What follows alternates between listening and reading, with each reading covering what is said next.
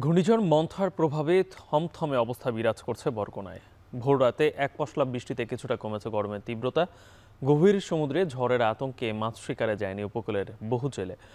উপকূলীয় অঞ্চলের সবশেষ পরিস্থিতি জানাতে বরগুনার লঞ্চঘাট এলাকা থেকে যুক্ত হয়েছেন সুজনা কোন এবং কলাপাড়া আন্ধারমানিক নদের তীর থেকে যুক্ত হয়েছেন জসিম পারভেজ। প্রথমে যাচ্ছি সুজনের কাছে। সুজন, আবহাওয়া পরিস্থিতি এখন কেমন দেখছে না, আর সমুদ্র এখনো উত্তাল কিনা?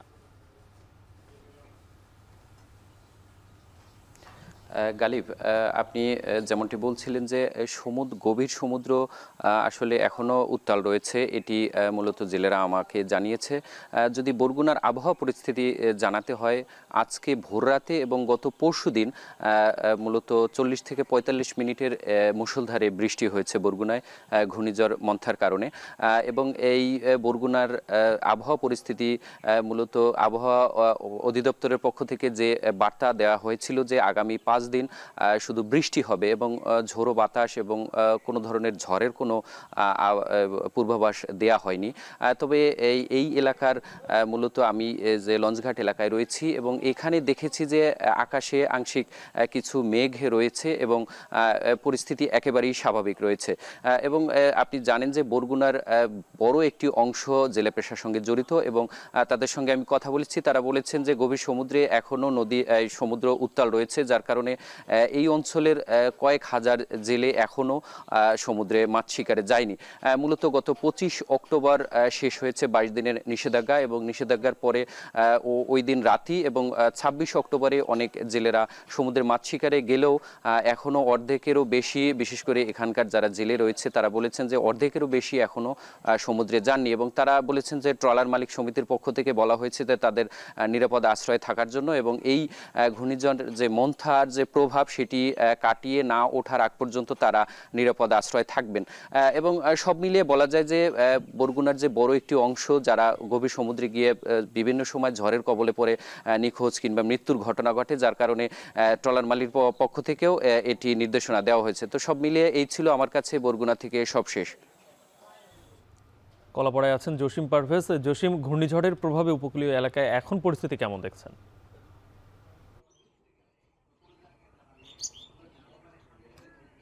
গালিব, চকচকে রোদ, তাকানো যাচ্ছে না সূর্যের দিকে। তো উপকূলীয় অঞ্চলে কিন্তু এখন একদম পরিচ্ছন্ন আবহাওয়া, কিছুটা মেঘ রয়েছে। তো গুড়ি গুড়ি বৃষ্টিপাত হয়েছিল ভোর রাতের দিকে। এছাড়া পূবলি বাতাসের তীব্রতা নেই, সে কারণে সাগরও উত্তাল নয়। তো যখন ঘূর্ণিঝড় মন্থার প্রভাবে সমুদ্র পশ্চিম অঞ্চল, উত্তর পশ্চিম অঞ্চল উত্তাল থাকলেও কিন্তু দক্ষিণ পূর্ব অংশ ছিল নিরাপদ। সেই অংশে কিন্তু উপকূলীয় অঞ্চলের লাখো জেলে মাছ শিকার করেছেন এবং তারা জীবিকা নির্বাহ করেছেন।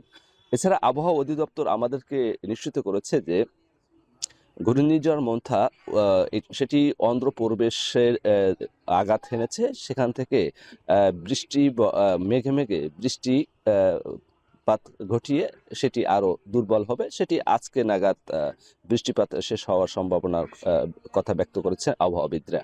তো এই উপকূলীয় অঞ্চলে যে পায়রা বন্দর সহ যে সকল সমুদ্র বন্দর রয়েছে, সে সকল সমুদ্র বন্দরে যে সতর্কবার্তা দেওয়া হয়েছিল সে সতর্কবার্তা নামিয়ে ফেলতে বলেছে আবহাওয়া অধিদপ্তর। তো এছাড়া যে উপকূলীয় অঞ্চলে যে মৎস্যবন্দর আলীপুর মহিপুরে যে মৎস্য অবতরণ কেন্দ্র, সেখানে কিন্তু বাণিজ্যিকভাবে গতিশীল রয়েছে। আবহাওয়া পুরোপুরি নিয়ন্ত্রণই রয়েছে এবং স্বাভাবিক রয়েছে। তো এক কথা বলা যায় যে এই মন্থার প্রভাবে যেটুকু বৃষ্টিপাত হয়েছে সেগুলো কিন্তু কৃষকদের জন্য আশীর্বাদ বয়ে এনেছে, এমনটি জানিয়েছে আমাদের এখানকার আমন চাষি এবং বিভিন্ন সবজি চাষি রয়েছে। তারা আমাদেরকে বলেছে যে এই বৃষ্টিটি নানা উপকার হয়েছে, কেননা এতে উৎপাদন বাড়বে, ধান এবং সবজি সহ সকল ফসলেরই উৎপাদন বাড়বে। তো আর আজকে পুরোপুরি চকচকে রোদ থাকার সম্ভাবনার কথা বলেছে। এখনো কিন্তু রোদ রয়েছে এবং আমি যে আন্ধারমানিক নদের তীরে যে খেউপাড়া লঞ্চ ঘাটে অবস্থান করছি, সেখানে থেকে কিন্তু একটি লঞ্চ চরা অঞ্চল রাঙাবালিতে ছেড়ে যাবে। এছাড়া সামগ্রিক পরিস্থিতি পুরোপুরি স্বাভাবিক রয়েছে। এ ছিল আমার কাছে সবশেষ। গালিব।